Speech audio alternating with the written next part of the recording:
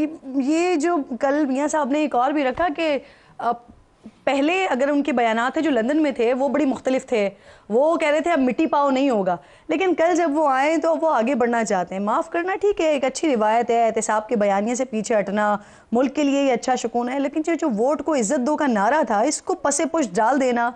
1 घंटे की तकरीर में, मुकम्मल 1 घंटे की तकरीर में ये आम इंतखाबात का तस्करा तक ही नहीं हुआ ना, बात ही नहीं हुई। इसको कैसे देख रहे हैं? देखें, ये बात भी जो है ना मियां साहब ने आपको फिर पीछे से शुरू करनी पड़ेगी। आप 3.5 साल चले जाएं, यहाँ पे कौन से दोस्त कहते थे कि हाइब्रिड निज़ाम है और इस्टेब्लिशमेंट की मदद से एक शख्स आया है। अब कोई एक भी शख्स उनमें से कह रहा है कि जनाब नवाज शरीफ साहब किसी की और की मदद से आ रहे हैं और उसके ऊपर वो तनकीद कर रहे हों, बल्कि बरमला उसका इकरार किया जा रहा है, उसका इजहार किया जा रहा है। तो किसी को यहाँ पे इशू नहीं था कि इस्टेब्लिशमेंट का यहाँ पे किरदार है, इशू ये था कि इमरान खान की मदद क्यों कर रहे हैं। भाई अपने मोहरे को इस्तेमाल करो, जिसको लॉन्च किया है, 80 की दहाई से उसको बड़ा किया, उसको पाला पोसा, सियासत के अंदर यहां तक लेके आए, उसकी मदद क्यों नहीं आप कर रहे? तो ये इशू था। किसी को भी नजरियाती तौर पे एस्टेब्लिशमेंट के किरदार से कोई इशू नहीं है।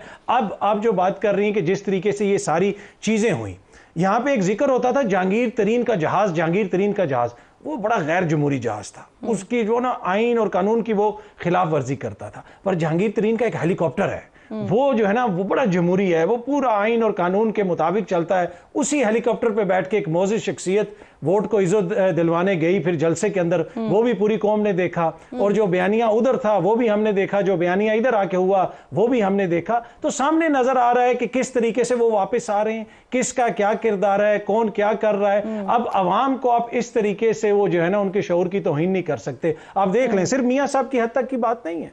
मरियम बीबी की टीचर्स के लीडर से मुलाकात हुई और उन्होंने कहा कि हम आपके मसाइल हल कर देंगे, और टीचर्स ने अपनी हड़ताल खत्म कर दी। मरियम बीबी तो अभी काउंसलर भी नहीं है, उनके पास कौन सी ऐसी अथॉरिटी है कि पंजाब के असातिज़ा के मसाइल वो हल कर देंगी? ये कौन सी ऐसी चीज है? को बता दें, को बिलावल साहब से मुलाकात हो जाती, ANP के किसी लीडर से मुलाकात हो जाती, खान साहब के जमात के किसी, तो बिल्कुल पता है ना कि कौन कर रहा है, इनको लेके आना है। लेकिन क्या ये इतना आसान होगा? कल जिस तरह मैंने पहले भी अर्ज किया कि मियां साहब एक बड़ी जमात के लीडर हैं, लेकिन वो जिस प्रिंसिपल के ऊपर खड़े हुए थे, जिसकी वजह से उस वक्त आप देखते कि तहरीक इंसाफ हर दूसरी सीट हारती थी ज़िमनी इंतखाबात में, और 16 महीने पहले, हाँ 16 महीने पहले लोग नून लीग के टिकट मांगते थे, बिल्कुल ऐसे ही। पर अभी वो सिचुएशन नहीं है, अब वो बयानिया भी नहीं है। इसलिए कि मियां साहब ने भी आके अपने खानदान का नोहा पढ़ा। ये इशू है इनका कि ये जिधर भी इकट्ठे होते हैं अपने खानदान का नोहा पढ़ते हैं। वो पाकिस्तानी जो भूख से मर रहे हैं, जो अफलाज से मर रहे हैं, उनकी इनको कोई गम दुख नजर नहीं आता। ये इशू है। ठीक, एक और मामला ये भी, कल नून लीग का जलसा था, हो गया अथर, बड़ा जलसा हो गया। फिर आज भी पाकिस्तान तहरीक इंसाफ का जलसा था, लेकिन वहाँ पर बाकायदा छापे मारे जा रहे हैं, क्रैकडाउन हो रहा है। अभी कुछ दिनों पहले वज़ीर आज़म साहब से, निगरान वज़ीर आज़म साहब से मीटिंग थी, उनसे भी ये सवाल किया गया था, तो उन्होंने कहा नहीं जी, पाकिस्तान में तो तमाम सियासी जमातों को जलसे जुलूस करने की इजाज़त है, तो एक जमात को आप इजाज़त नहीं दे रहे हैं, उन पर क्रैकडाउन हो रहा है, बाकी जमातें जलसे भी कर रही हैं, कॉर्नर मीटिंग्स भी कर रही हैं। अगर इसी तरह से चलता रहा तो फिर इलेक्शन और उसके नताइज वो किस तरह से काबिल कबूल होंगे पब्लिक के लिए? देखिए, अब कौन सी जमात बेहतर है, कौन सी जमात बेहतर नहीं है, इसका फैसला तो जमहूरियत में जमहूर करता है ना। कन्वेंशन आज होना था, आपने देखा कि किस तरीके से उस कन्वेंशन को रोका गया, और गुज़िश्ता रोज़ CCPO साहब सलूट मार रहे हैं मियां साहब को। और मतलब ये कि आपको नजर नहीं आ रहा कि हो रहा क्या है। क्या इस दौर के अंदर आप क्या नून लीग की क्रेडिबिलिटी को हमेशा के लिए दफन करना चाहते हैं? कि वो तो बिल्कुल तासुर इस तरह मिल रहा है कि जैसे कोई वो उनके साथ वो ट्रीटमेंट हो रही है जो आज तक पाकिस्तान की तारीख में जो है कभी ऐसा नहीं हुआ। जिस तरह आपने भी शुरू में जिक्र किया, वहां से सफीर प्रोटोकॉल दे के भेजते हैं, यहाँ पे CCPO सलूट मारते हैं, बायोमेट्रिक का जो अमला जो है वो पहुंचा होता है जनाब एयरपोर्ट के ऊपर। फिर यहाँ पे ये भी जिक्र हुआ कि घर की रजिस्ट्री के लिए भी बायोमेट्रिक वाले जाते हैं। तो मेरे ख्याल में आप वजारत उज़्मा की एक रजिस्ट्री करवाएं और उसकी बायोमेट्रिक करके नून लीग के हवाले कर दें कि भाई वजारत उज़्मा तायात आपके पास है। ऐसे तो नहीं होगा ना। देखें, सियासी जमातें हैं, सारी सियासी जमातों को आप मैदान में लड़ने दें। हाँ, अगर कोई शख्स जिसने आइन और कानून के खिलाफ कोई काम किया है उसको जरूर आइन और कानून के मुताबिक आप डील करें। लेकिन मैं एक छोटी सी बात पीपल्स पार्टी के हवाले से भी करना चाहूंगा। देखें, सारी वजारतें इन्होंने एंजॉय की, और ये आप कहते हैं कि जी लंदन से फैसले नहीं हो सकते। जिस वक्त उस वक्त काबीना लंदन जाती थी, और लंदन में हर चीज की मुशावरत होती थी, तब तो बिलावल साहब ने कोई एतराज नहीं किया और उसको कहते थे कि शहबाज शरीफ मेरा ज्यादा वजीर आजम है, पीपल्स पार्टी का ज्यादा वजीर आजम है। अब आपको शहबाज शरीफ साहब रिमेंबर ये निगरान वजीर आजम के लिए अपने मशरूत कर दिया था वजीर आजम के फैसले से, और फिर वो लंदन गए थे। हाँ जी, कि जो शहबाज शरीफ साहब करेंगे वो, तो अचानक ऐसा क्या हो गया? तो जिम्मेदारी तो आपको मिलकर लेनी पड़ेगी जिसने हुकूमत बनाई थी। तो अकेली नून लीग के ऊपर जिम्मेदारी डालना, इशू वही है कि उनको पता है कि अब हमारे से वो हमारे हिस्से में कुछ नहीं आने, हमारे हिस्से में कुछ नहीं आने, तो वो उनको अंदाजा हो रहा है इस चीज का। अच्छा, अली गौहर बलोच साहब, आज शेख रशीद साहब कह रहे हैं कि जो 9 मई के मुजरिमान हैं उनको आम माफी दिलवाने के लिए वो मुहिम चलाएंगे।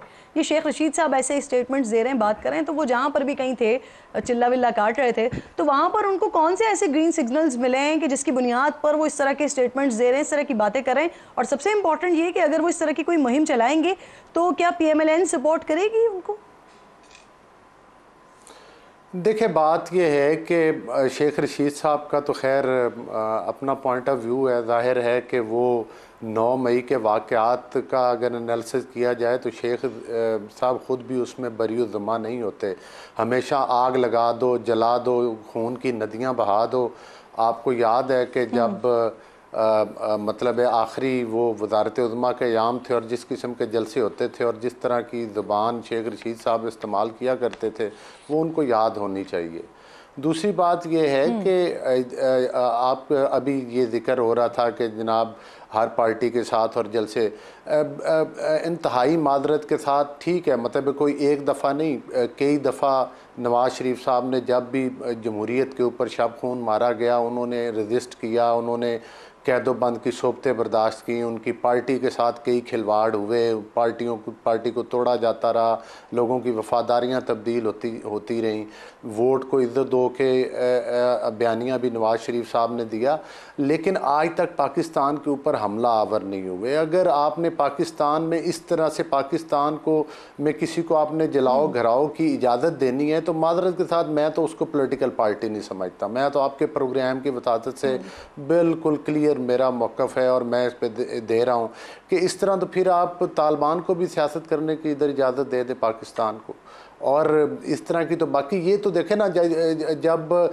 शोहदा के मुजस्मों को आपने तोड़ा है, जब आपने फौजी तनसीबात के ऊपर हमले किए हैं, जब आपने मुल्क को जलाया है, रेफरेंस भेजते आप सुप्रीम कोर्ट को। देखिए बात वो प्रोसीजर भी चल रहा है, वो प्रोसीजर भी चल रहा है, वो प्रोसीजर चल रहा है, लेकिन यहाँ पर मादरत के साथ सियासी ये सारा कुछ हमारे साथ भी होता रहा ना। हमने कब मुल्क में आग लगाई, हमने कब मुल्क को जलाया, हम कब मुल्क पर हमला। लाडलाइज्म तो ये था, PTV के ऊपर हमला जब हुआ वो भी लाडले से करवाया गया। सुप्रीम कोर्ट के कब्रें खोदी जाती रही। प्रोसीजर है वो कहाँ चल रहा है अली गौहर बलोच साहब?